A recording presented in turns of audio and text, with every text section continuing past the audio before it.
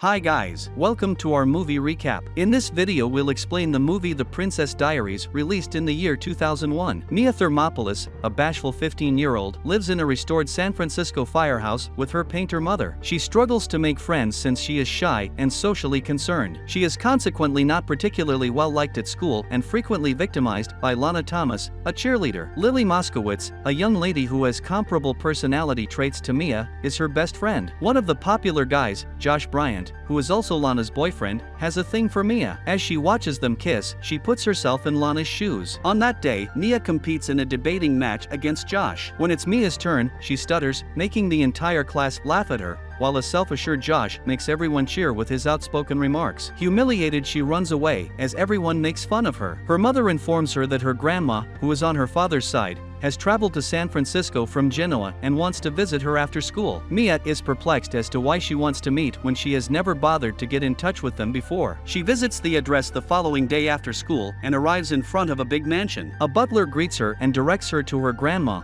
Clarice Rinaldi. Then it is revealed to Mia that her grandmother is in fact the monarch of Genovia, a tiny European nation. She wanted to meet with Mia to tell her that she was now the next in line to the Genovian throne after her father, the crown prince, passed away recently. Mia initially assumes the elderly woman is making a joke, but she quickly puts two and two together and is utterly astonished to learn that she is actually a princess who is now in charge of an entire country. The queen claims that in order to live in Genovia, she will have to change completely from who she is today. Overwhelmed by all the information, Mia refuses to be a princess and runs away. When she returns home, she is mad at her mother for hiding the fact that they are royals. It turns out that after Mia's parents divorced, they agreed to let her live with her mother so she could have a normal childhood. They had planned to tell her when she turned 18, but now that her father is dead, she has to take on the responsibility. The next day, her mother and the queen talk about the matter. The queen wants to introduce her as the princess to the world, but before that she wants to train her on how to act like a princess. Mia is strictly against the idea, but her mother persuades her to attend the princess classes and decide if she wants to be a royal after that. Till the ball, Mia will have to keep this a secret. The queen then dispatches Mia with Joe, the head of security, who has been assigned to look after her and guarantee her safety until she is recognized as a princess by the rest of the world. In addition, Mia receives a limousine for her everyday commute to school. Lily, who she picks up the route and who is entranced by the car. Mia visits a repair shop after school and learns that fixing her ancient automobile will set her back $400. Mia has been the object of Michael, Lily's brother who works in the business, for a long time, but she hardly ever acknowledges him. Mia then heads to the mansion for her first lesson in being a princess. The queen critiques her looks and tells her assistant everything that needs to be changed. She also teaches Mia about good posture and hygiene that a princess should possess. Following that day, Mia learns about all the royal etiquettes from dancing to dining to personal presentation. Every day after school, she goes to the mansion for the lessons. Because of this, she and Lily hardly get to spend time together. Since Mia is Lily's only friend, she gets very lonely for the next couple of days. One day, the queen invites an Italian stylist, Paolo, to do a makeover on Mia. He compliments Mia on her natural beauty,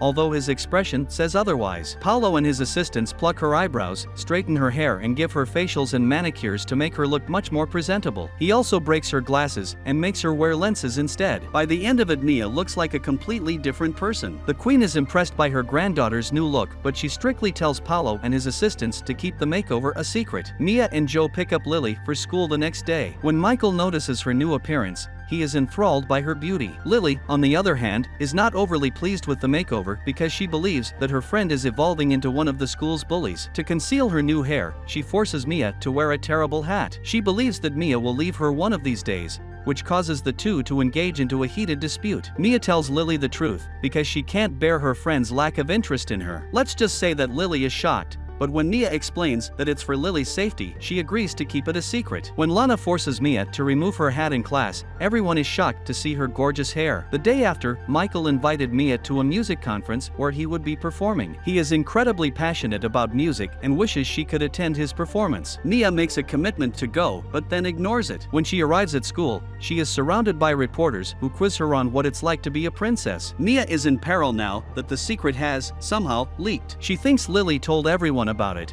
but Lily disputes this. The queen visits the school when things get out of hand. They find out that the stylist Paolo was the one who told the media about Mia to claim his way to fame. The next evening the queen holds a royal dinner party where she presents Mia to some high-ranking royals from around the world. The dinner goes pretty well until Mia accidentally lights a guest's sleeve on fire and dumps his arm into an ice bucket. As she tries to pick it up, the servers trip and fall to the ground, dropping the fruits onto the guests. The queen sits holding her head at the disastrous dinner, but the guests laugh it off. In contrast to Mia's predictions, the queen won't be upset with her during the upcoming training season. In order to spend a day with her granddaughter, she actually cancels all of her meetings. They enjoy themselves greatly when they go to the arcade together. The queen engages in all of Mia's favorite activities, including playing all of her favorite games, posing for photos in a photo booth, and eating her favorite corn dogs. The car's brakes fail when Mia attempts to drive up a slope on the way back to their house. She strikes the crowded, well-known cable vehicles in San Francisco. Mia is about to be arrested by the police, but the queen utilizes her public speaking skills to convince the cops to release them. By the end of the encounter, he even calls a police car to drive the royals back home. Mia is impressed by her grandmother's skills and even calls her the best queen. When she goes to school the next day, she is surrounded by kids asking for her autograph. She was used to being unseen, but now she is the talk of the school. Even Lana pretends to be her friend to a reporter for clout. Her longtime crush Josh asks her out on Saturday to a beach party and Mia agrees to go. She then regrets not being able to attend the convention and apologizes to Michael. He is obviously hurt that she is choosing Josh over him. At night, Mia's mother reminds her that before he realized she was a princess, Josh had never liked her, but Mia brushes it off. The beach party is going smoothly for the first 2 hours,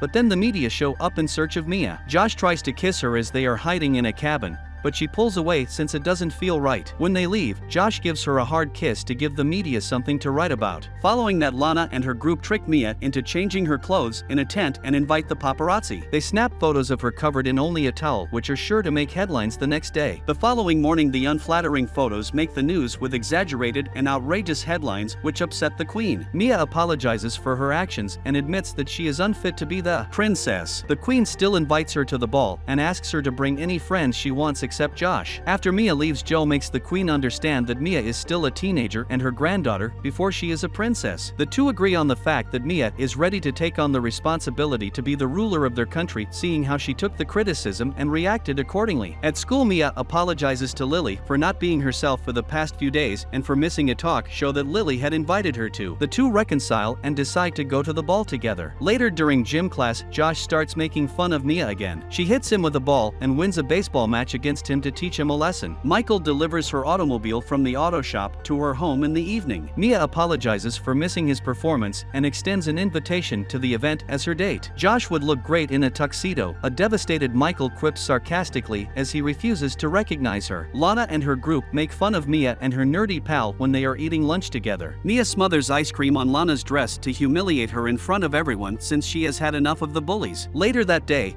the queen wants her to give a speech to the attendees of the ball in which she renounces her title and offers her an apology for being harsh toward her. She also hands Mia a diary that her father wanted to give her for her 16th birthday. After she leaves, Mia decides to run away to Colorado, scared of disappointing the queen and the people at the ball with her speech. The responsibility feels like too much burden for her, so she has decided to take the easiest way out. After packing the bags, she reads a letter her father had left her. In the letter, he explains the importance of courage for a royal. He also claims that he loves her mother and her very much. Touched by his words, Mia changes her mind and decides to go to the ball. Since she had told everyone she would come to the ball herself, she has to drive in the pouring rain. To her misfortune, the car breaks down on the way. Michael receives a pizza with the word sorry on it somewhere else. He chooses to attend the ball after discovering that Mia is trying to cheer him up. Joe picks up Mia in the limo just as she is about to give up. Mia doesn't show up for a while, so the queen begins the speech. In the midst of it, she notices Mia prepared to speak while completely drenched, so she steps off the stage to make room for her. Mia begins by stuttering, as she frequently does when speaking in front of an audience, but she soon recalls her father's advice and addresses the audience with a moving speech. When she identifies herself as the Princess of Genovia at the conclusion of her speech, the audience cheers. She receives her royal crown shortly after. Later, she dons a stunning attire and dances with Michael. After taking a break, the couple enters the garden. After Michael tells her how he feels, they eventually share a kiss. The next scene shows Mia taking a flight to Genovia to assume her royal duties formally. Michael and Lily are in town for the summer and she is living with her mother as well. The enormous palace of the Genovian royal family is displayed to us at the conclusion of the film.